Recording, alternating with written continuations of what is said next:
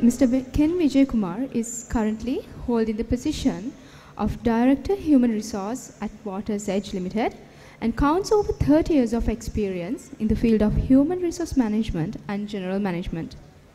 He has held managerial and senior managerial positions in Lankan Ceylon Limited, Waterville Plantations, Keels Plantations, Lanka Equities, Mars Holdings, Brandix, WNS, AVIA, and Delmage.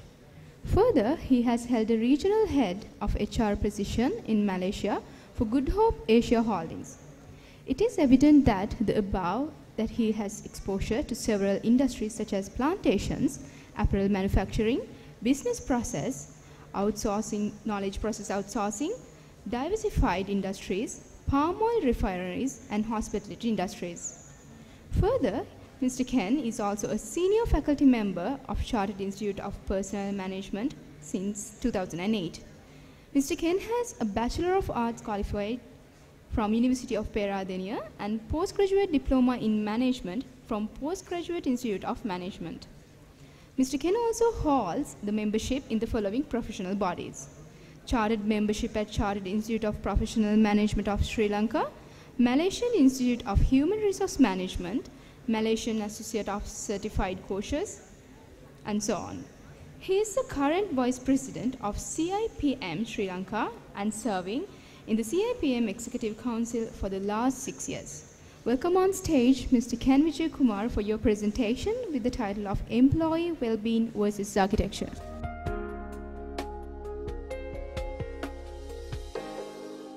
Good afternoon. I'm not a qualified architect, as he said. I'm a human resources professional. So I'm here to talk how architects can add value to employee well-being. I think my previous speaker was speaking of productivity. So my role here is, how architects can add value to well-being of employees. That is we are going to talk about it. I think if you are working in workplaces, offices, wherever you work, how architect can bring that happiness in you. So that's what I'm going to talk about. So the concept of well-being is all about,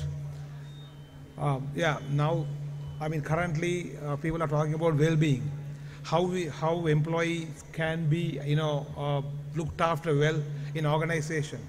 I think my previous speaker also touched on productivity as well. So how to improve productivity while looking after people's well-being.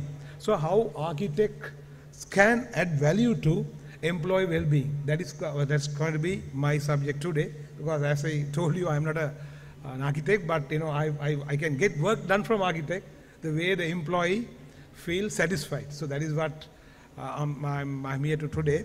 So how these employers can make employees happy in workplaces. Now, as you all know, there's something called employee value proposition. Or employee value proposition means when an advertisement is appearing in websites or many other places, now they are same position.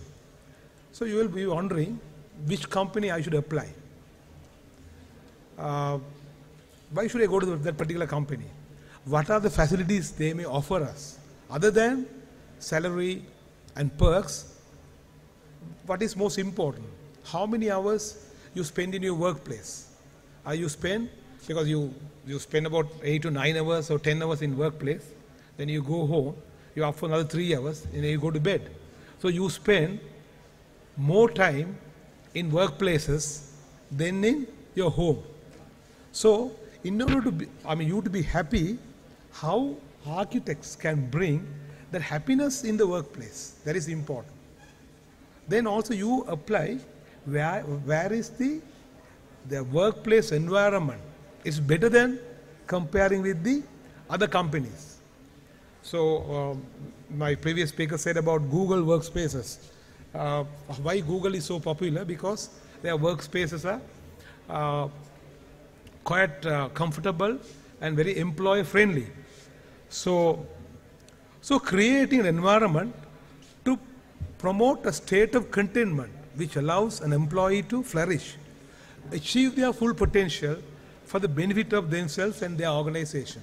So creating an environment. So how do you create that environment? That is the responsibility of an architect, to create a conducive working environment. What are the things they should look into? What the employees need? Proper comfortable seats, working place, employee-friendly working place, with all the facilities what they have. So people are looking at, the current workplaces are more home away from home. That means you go to office, you feel like you are staying at home. So how do you create this conducive environment? So that's where the architects can add value. So I would always recommend when architects design office spaces, they must speak to not only to the financial controller or not only to the managing director, they must speak to the HR professional to understand what does the employee is looking for in that particular building. What do the employee needs? Because ultimately the office space is going to be occupied by the employees. So that is what today I was told that the theme of the exhibition is well-being. So then I am from an HR background. When I was invited to represent CIPM Sri Lanka, so I would thought it would be deemed appropriate that how do we combine employee well-being and architecture. So some of the essential factors leading to organizational personal well-being are value-based working environment and management style. So what is this value-based working environment? How can when you go to office, you feel like sitting and working there with nice workspaces, beautiful cafeterias, comfortable chairs, ergonomically designed chairs, and you feel like adding more value to the workplaces. Open communication and dialogue. Now see, if you look at the conventional offices, people have cubicles. Everybody has small rooms. And if you go to government offices, I probably would experience everybody sitting in a small cubicle and fully closed, doors closed. So do you think in those environments, can you promote open dialogue and communication? We say open dialogue, and we speak about employee conducive culture. So with the closed environment, can you promote open communication and dialogue? How do you promote teamwork and cooperation? By sitting in silos, sitting in separate cubicle. Can you promote teamwork and cooperation? You can't do that. So the architect will think, okay, the company culture is very open. You must have open workspaces rather than sitting in small cubicles. They can't, promote teamwork because, they are fully departmentalized. They are fully, every department there is a room given. So how can you promote teamwork between departments? Then flexibility, discretion, support for reasonable risk taking. A balance between work and personal life. So those offices, would they give do you have a gym in your office? Do you have a pool table in your office? So when you design office spaces, you should allow people to design those facilities. Probably you can take a quick break. I think my previous speaker also, doctor said in IT companies, people spend a lot of time in thinking and conceptualizing, sitting on the desk for a long time. How do we sort of engage them? You have other facilities in the office spaces like where they can quickly go to their breakout area and quickly play a game of pool or a game of table tennis. Or do you provide spaces for those when you design those offices? Ability to negotiate workload and workspace without fear of reprisal and punishment. So that of course you can't give by an architect, but of course while doing a nice design, and there will be proper teamwork and people see each other and people say hello, because when you have a closed office space, not employee friendly office space, you can't promote an open culture. So that's the reason. So employee well-being involves maintaining a healthy body, and making healthy choices about diet, exercise, and leisure. So how do architects makes this, how do they support? They always should recommend to the management, why don't you have a gym? So why don't you have something, for employees to get engaged? Why don't we have a small, play area or indoor badminton court with the use of space? So architects should recommend those, say these are the things your employee will feel motivated, and also it will promote their, health, the healthy body, how to maintain healthy body. So how do we wonder why this comes to architecture? Because they can promote in the workplaces itself, when they design, to have, so spaces for, whilst managing the spaces economically, but also providing spaces for such need. Having a sense of purpose, feelings, and fulfillment and meaning. That means, okay, when people come to office, they should, not only while working, how do they manage their work-life balance? Possessing an active mind that is alert, open to new experience, curious and creative. So, how do you promote, like by looking at the computer screen for hours and hours, how do you promote this active mind? So, in your walls, you paint with certain messages, certain colors, there is right brain and left brain. So people who are with right brain, they are more creative. So they will look for, probably the walls are being painted nicely, then they want to, and you can, architect can promote a little bit of music, the pipe music, etc. in the workplace itself, or in each desk, they can design a small headphone, they can just put the speaker and listen to the music, or somebody talking about some motivational talk, etc. So those are the new things the architects can recommend for employee well-being. Having a network of relationship that are supportive and nurturing. So how do you create this network by architects? They can have open workspaces, not only departmentalizing and compartmentalizing. You bring in open workspaces where people can interact. That is what the modern offices is all about. I can show some pictures later. So, in organization workspaces, now see you have physical, emotional, personal development, values. So, taking these factors into consideration, the architect should design their buildings accordingly. To look at illustration of 5 domains of well-being. Domain, examples of well-being, okay. So, exercise program, healthy menu options, health education, and awareness and health checks. Under this, how can architect can value? They'll be wondering. So, exercise programs, they can, have the office spaces, as I said earlier. What are the activities they could promote in the building itself? How do they provide spaces, and how do they create new designs? Mental health, work-life balance targets, conflict resolution training, relaxation techniques, whether they have a room for doing yoga, or whether they have a place to go and meditate themselves. Now look at Sri Lanka. So we are a tropical country. How many green offices do we have? Just imagine, we are just building and just going to the building where the sunlight is not being allowed to come in. So they have to go for think about new innovative designs, how you can even reduce on power savings. Now we say now we don't have rain and there is no power. Currently power cut is all over because we don't have dollars, etc. That's a different matter. But how architect can bring in the natural light into the office, how they can create a green work environment for people, because we are a tropical country, we can grow trees and plants, etc., etc. How do they make the workplaces so conducive for employees by using our own local designs? Open office spaces. How many open office spaces we have? We are just putting, we go to, see the government offices, massive buildings. But can you see, it's so, if you see the office, it's so boring. You don't feel like work. But you go to the new IT companies, etc., see how they created new office spaces. You feel like working and your productivity goes up. So those are the things. And diversity is all about, before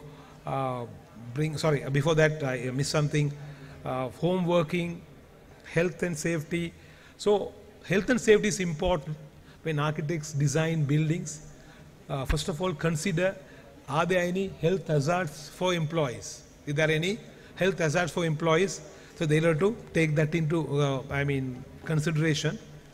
And spiritual expression, as I said before, they should have a place to relax, and they should have to meditate, etc. They must provide spaces for that. Employee well-being strategy. So in the working environment, how architects can consider these three aspects: job and work design. So the work design, how, where to place the tables, how the ergonomics have been considered, how the production line, or if you are working in a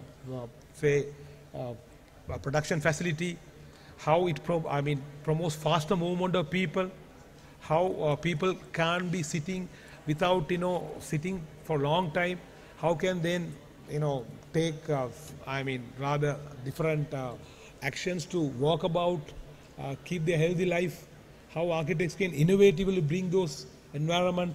Health and safety, as I said before, it's very, very important, because every building should have their safety concerns, which is the architects should look into how employee can reach. What are the health hazards, and there are places for people to quickly move out. How quickly they can evacuate from the building. Say in case of power cut, in case there is a hazard, so the lift will not work. So how best quickly the employee can move out of the building to their assembly area. So how best the architect can design for people to move out of the building. What are the other means of moving out without in case of a fire accident? How do they move out? So how architect can bring that value to the table for people's safety. Then work, health and safety we spoke. Work-life balance, okay. How they can't, currently people work 9 hours in Sri Lanka, I know 10 hours. But when they constantly work, their productivity goes down, fatigue sets in. So how, as I said before, how they can go out for a breakout area, they can go and play pool table, or they can play a little table tennis, or indoor badminton facility, or whatever. How architect can design those within the office space, do little bit of work, then do some play, come back, again you are motivated, you are in a fresh mind, again you start working, especially for the IT companies. Employees have a duty of care. This means adopting socially responsible approach. Yeah, every employer has a responsibility to look after the employees. Every employer has responsibility of looking after the employer. So how these employers now say this now even they speak about sick parents at home. They speak about the newborn kids. How many offices in Sri Lanka they have a place for daycare, office premises itself? If it is there, how it will be convenient? Do the architects, are they paying attention to those? Elder care. In Google Office, you can take your dog to office as well. If you have a dog, if you have no one to look after, you carry your dog, and there's a space kept. So in Sri Lanka, do we have spaces like that? We have a sick mother. Are you sort of, you can't, nobody look after. You have to give them medicine. So the only thing is you apply leave and stay at home. But if the office spaces, now of course now we have hybrid working, etc. But how many offices do they have hybrid working? So do we have elder care or a child care spaces in the offices? How do you bring those into the architectural design? Even for kids to play. So sometimes now I see parents take their children to, when there's no one is there, but they say no, this is not allowed by the company policy. This is not allowed by the company policy. You can't take children because there may be health hazards. They can running into a machine. So how do we have a separate space for them to play Do we have separate space them too, looking out at the elderly people, or the kids, or a daycare, office itself? So those are the future people have to, the architects will look at providing those to the employees. So it is, I think, if you are going to now, we speak about employees are talking about having a best place to work, a great place to work, etc. But they always say employees are the biggest assets in the company. But when they spend millions and billions in designing buildings, are they taking note of those? So that is what earlier I said. If the architects want to design office spaces, at least consult the HR people, the human resources managers, to say what are the areas to provide. Then they will give, their requirements. But that very rarely happens. So there is what this is a value addition I want to make it here today. So the significance of the work environment. The work environment keep the people happy, should be motivated. And you feel like, when I get up in the morning, oh, I'm going to, wow, this office has created a very wow feeling in me. I should go to the office in the morning. Wow, wonderful experience. So when employees create such, a wonderful office, environment, what happens is, you feel like spending more hours in office automatically and enjoy that work environment rather than going back to work, home. But that's another way of motivating employees. So the work-life balance, it's also important. Now, as I said before, the companies are promoting hybrid working, flexi hours, etc. But even for that, people has to, the office has to be nice, and it has to be designed very well. It has to, be more employee-friendly, safe working environment, etc. to be considered. Then, a lot of people have this problem of stress. Everybody in current situation in Sri Lanka or everywhere, they have mental stress through economical issues, through various family issues. So when they go to office, how they get rid of this stress? How, what are these meditation room? If there are area with, like a small garden where people can go and rest, spend little time, or and when companies do performance appraisals, so the boss and the employee sits in a very close cubicle. But why can't they go out in another nicer design area where the employee can raise his queries and the supervisor can give the feedback in a nice environment where the communication is very cordial. So stress relief, also look at what are the stress relief program. As I told you before as well, you have a place for a gym or a yoga meditation place or aerobics area to practice aerobics or whatever activities. Managing health and safety, we spoke about earlier as well. So that is, architects has to look into how they bring this safer working environment whilst they are doing buildings. There are separate, probably a separate lift if there is a hotel or whatever, a separate lift for the employees, in an emergency. Or even an emergency you can't use the lift. What is the most quickest, way of escape? Whether you can skid down rather than, climbing down the stairs. Look at new ways of, evacuating people out of office. Would be nice if their design come out with like you sliding, when sit, you come down. You can think out innovatively, rather than thinking of the conventional methods. So change is constant, things are changing. So I think the new designs are coming out, new materials. I think today if you see, they have displayed new technology, but use of those technology, how architects can create a good working environment. So these are some of the working environment. The current office spaces, the current cafeteria looks like this. And so taking a holistic view of the future. So they should look at potential, the political, the social, the technological, the pestle analysis. How do we make the future, the environment, work environment? So understand the future context. What do we like to know? What should we know? And what do we know? So architects has to look into demographic and lifestyles, user needs and expectations, climatical and environmental conditions, technology and materials, policy and regulations. So these are the areas when they start designing a workplace, they should consider all those areas.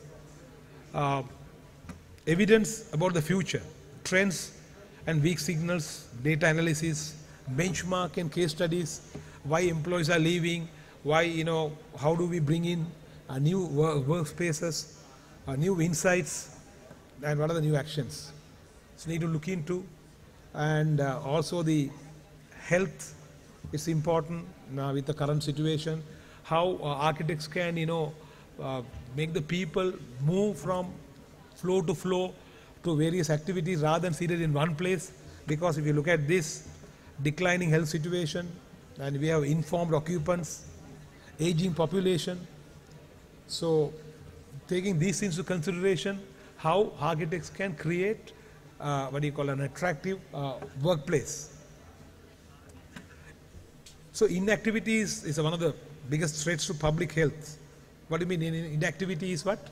Sitting in one place and not moving. So how you could move from space to space in office itself, rather than everything provided. So that's what now they have these sharing printers. Not one printer for one table into productivity. So you go there and take a printout and come. So that time you walk. How much you walk from your printer to your workspace. So you design that way. Where do you keep your printer? Where do you have your tea? So then that is also important to burn your fat and use to move about in the office spaces, etc.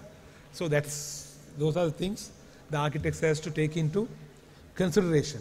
Then 83% death by non-communicable diseases.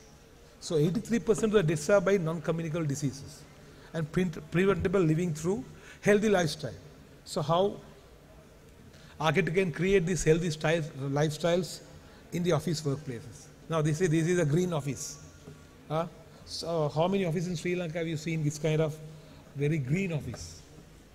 Sustainable office. Do we have such? I think there are few. Probably if you look at the IT companies, if we go to a few places, but we can create these things, and it's not very expensive as well. So based on typical split of business, the 90% is the staff cost. So being 90% of the staff cost, the company has to focus more attention on looking after their employees. So to look after more their well-being, how they can work with architects to create a very healthy working environment. So these are some of the modern offices making use whatever even workspaces they have. See now those meeting rooms, etc. been created. Focused on share and flexible spaces. Now there are companies, since you do hybrid workspaces, they don't have a particular office. They have one nice hall-like thing. You take your laptop whenever you go to office. There is no dedicated space. Wherever you sit and work in your laptop, and it's nice places created where you can have your cup of tea, etc. So these are some of the modern workspaces where architect can create for employees to be happy and improve their productivity. See, workplaces are becoming more like homes. So how many workplaces you have in Sri Lanka similar to this? How you feel happy if you have a workplace like this? You just go and relax, sit, and then your mind is focusing, your productivity is increasing. Look at these. These are common workspaces. Simpler, fit out, more flexibility and style. How, very, they are doing, so it's like a workshop, but how it is not like the traditional, these workspaces. So what are the things the architects have to consider for employee well-being? What are the areas they should consider? Indoor air quality, thermal comfort, daylight and lighting, noise, inferior layout, the look and feel, active design and exercise, amenities and location.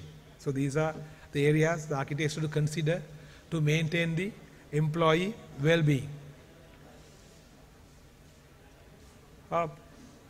So put people first. Building healthy places toolkit.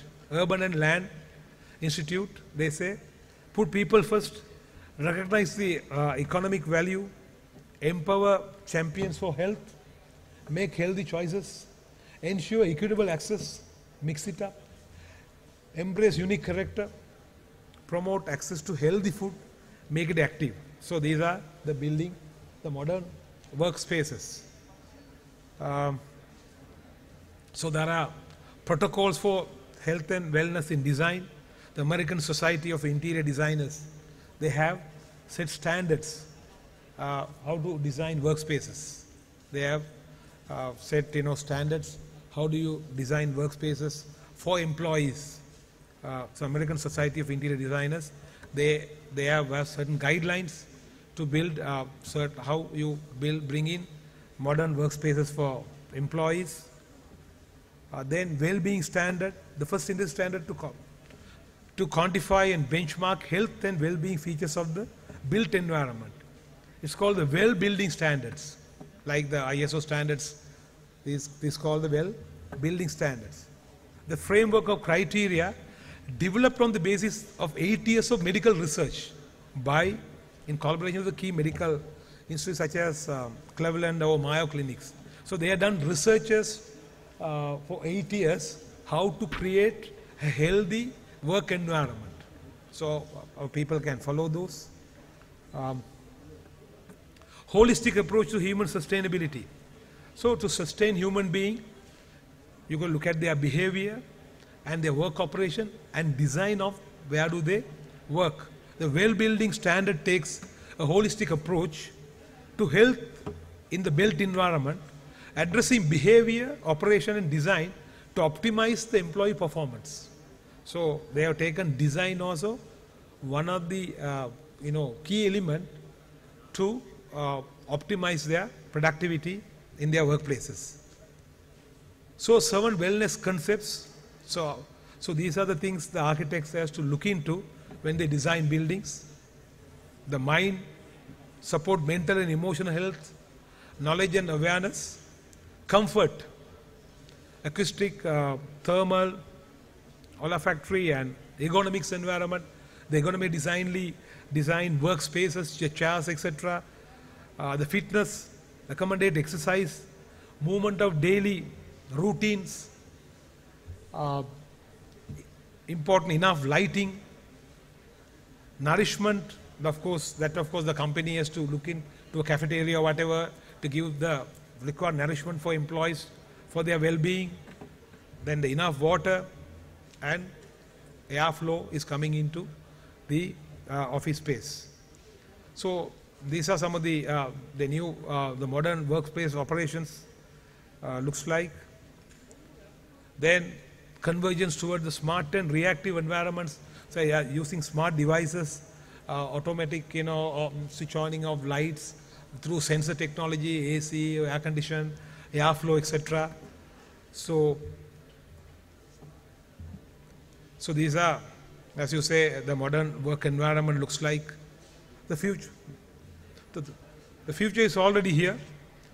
So it's not evenly distributed. The future is already here. So with that, this is the Singapore Sports Stadium, innovating hub ecosystem for healthy and strategic growth. So Singapore Sports Hub looks like this. That's it from me. Any questions